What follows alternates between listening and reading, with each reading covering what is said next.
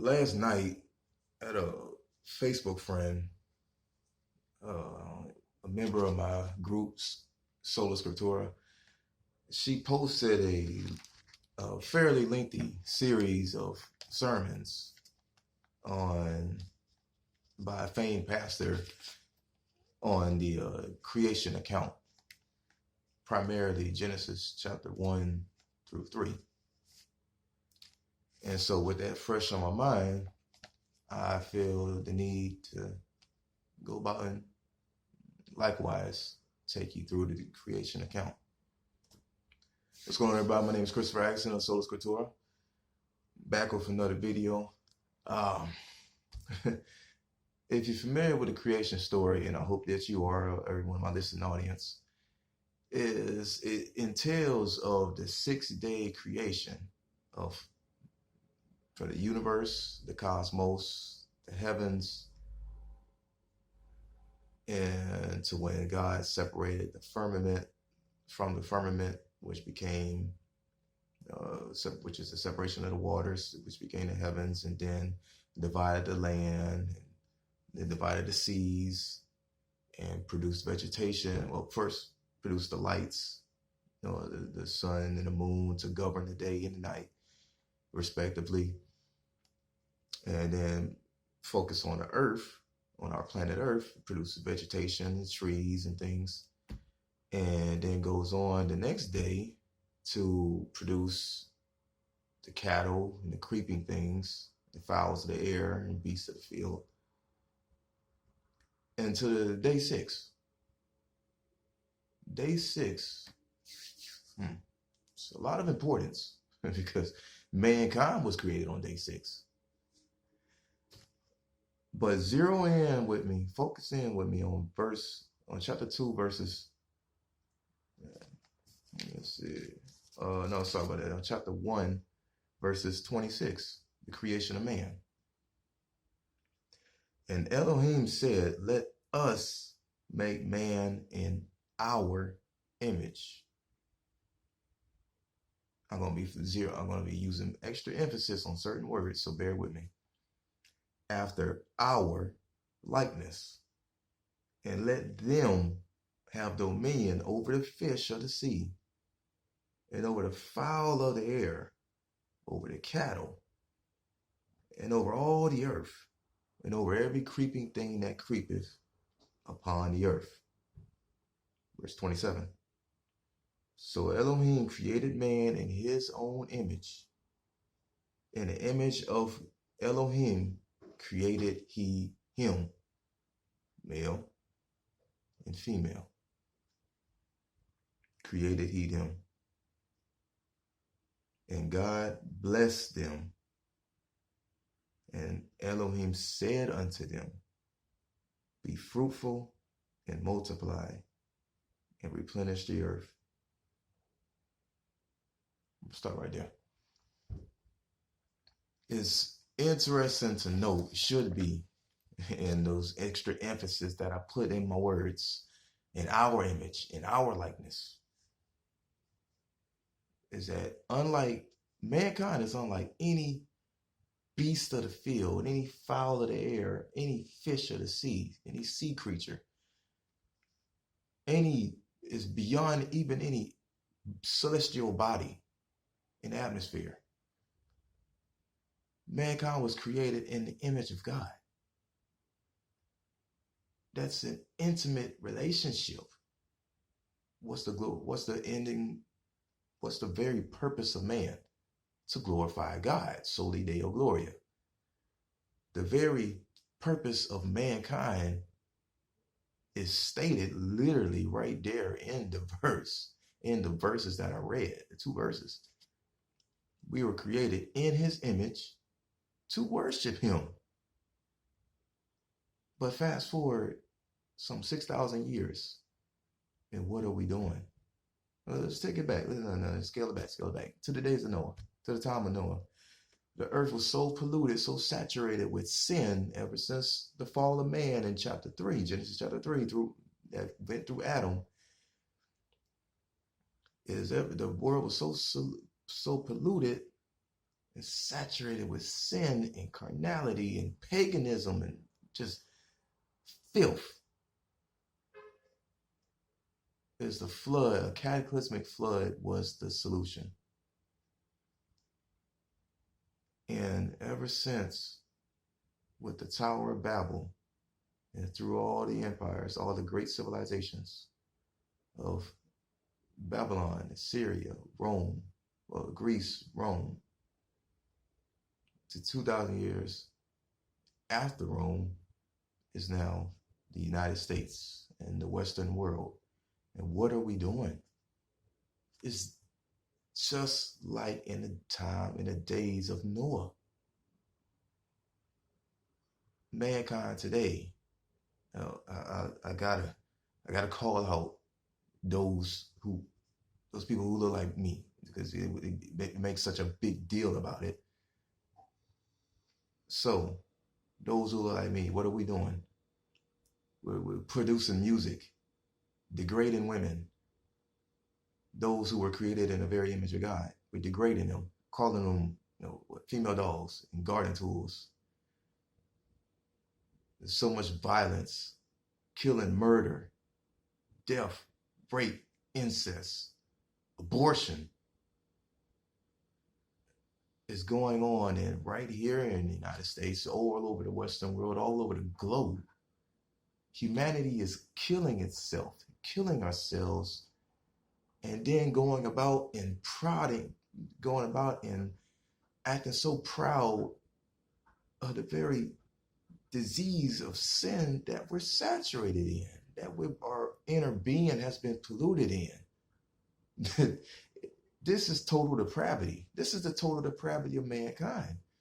Ever since the fall of Adam until now, if you've been studying Romans chapter 5, I hope you have, mankind has been fully engulfed with sin. We can't escape it. We cannot escape it on our own accord, on our own volition. As Romans 9 points out, verses 16, it is not according to him who wills, who him willeth, or him who runneth, but it's God who gives mercy. So we can try all of these things to try and be a good man, good person. Oh, I'm so good and holier than thou. But in the end of the day, we're still thinking murderous thoughts with our minds. Now, as the Lord pointed out, is that he who hates his brother has committed murder in his heart. We're still committing murder in our hearts before it even gets to our hands. We're still degrading and dogging out our own, our fellow brothers and sisters, killing them. Think about, it's funny, think about Black Friday, the craze, the madness that goes on with Black Friday. I just sit back and watch, like, what?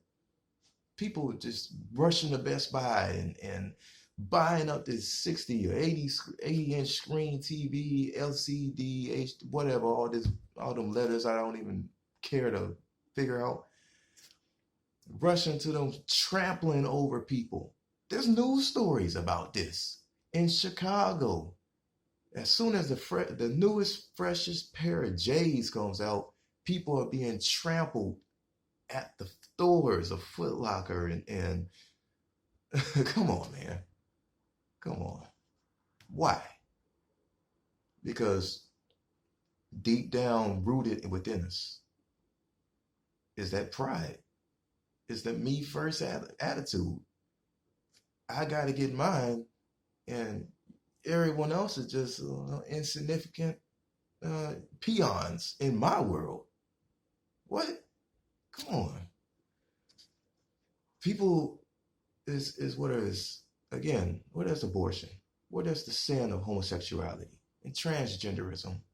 What is hatred in your heart for your fellow man, which led to Jim Crow and slavery and it wasn't just us.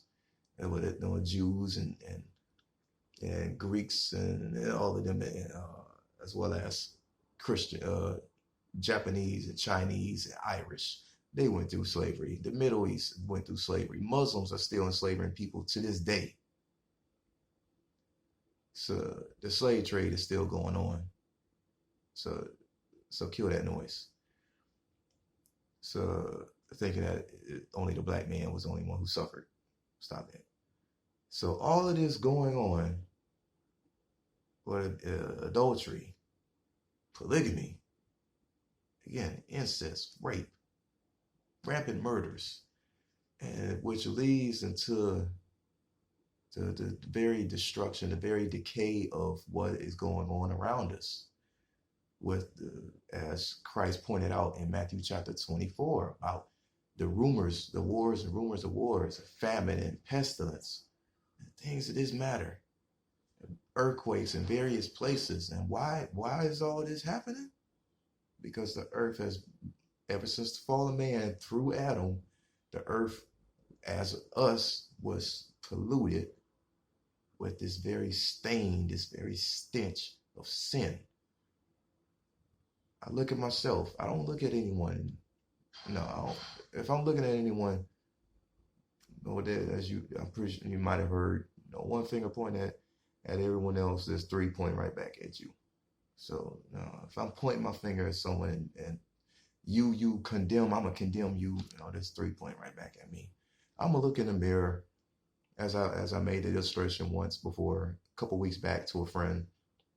Is I'm gonna look in the mirror, and that mirror is right here. I'm gonna look in this mirror, dimly lit, and I'm gonna see myself, and wow, I'm filthy. I'm filthy. I need to be cleansed. Can I do it myself? No, I cannot do it on my own accord. It's not according to him who runs and who wills. I could wish it all I want, but then I'm gonna still be trying to do my own thing. I'm not glorifying God. And we must come back to glorifying God, not being like the ignorance out there in the culture with rappers, toting themselves, being so high and mighty, calling themselves pimps and this and that. Come on, you stupid. You're stupid, man. Ain't nobody surprised. At the end of the day, nobody's surprised. Nobody's impressed by your money and your what and how many things that you have. Things. I have salvation. I know the very God. I have a personal relationship with the very God who created me. And that's what I'm proud about. That's what I will boast about, as according to Jeremiah 9:24, a video I made about that. I might post a link to that. That's what I'm gonna be proud about. That's what I'm gonna boast about. Check this out. In Psalm chapter 8, I'm gonna finish with this. I'm gonna conclude with this. Psalm chapter 8. For when I consider thy heavens, the work of thy fingers, the moon and the stars, which thou hast ordained, what is man that thou art mindful of him? And the son of man that thou visitest him? The earth is just a tiny speck in this universe, this great, grand universe. I watched a video that just showed how tiny we are compared to Earth, compared to the sun, compared to the nebulae and all the universes, all the other galaxies. And then the words just start getting bigger and bigger and weirder. And I'm like, okay, over my head. But you minded me to even count the very hairs on my head. You're mindful of me. Well, that's why I must conclude with verse 9.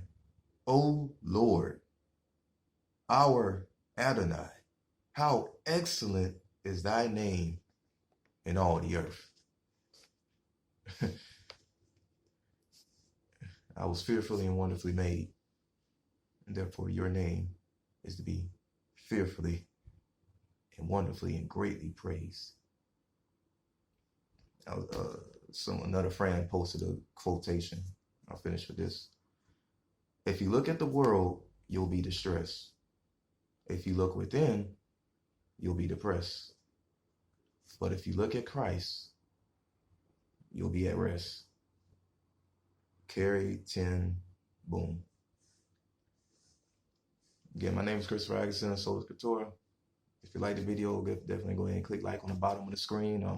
It's here or there. Leave a comment as well. I appreciate that.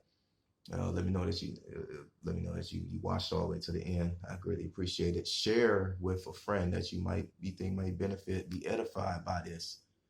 Saved or unsaved, Christian, atheist, whomever. Also, find my group on it's called Sola Scriptura, the same name. I got a Facebook group, been running it for about 7 years now. So go ahead and check it out. Send me a join request and check it out. I would be glad to break bread with you, fellowship with you. And in the meantime, think about Genesis chapter 1 through 3. Think about the creation account. And then think about ourselves. And when we consider ourselves, how finite we are, we immediately point to the infinite majesty of Christ. Take care. Until next time. Peace and God bless.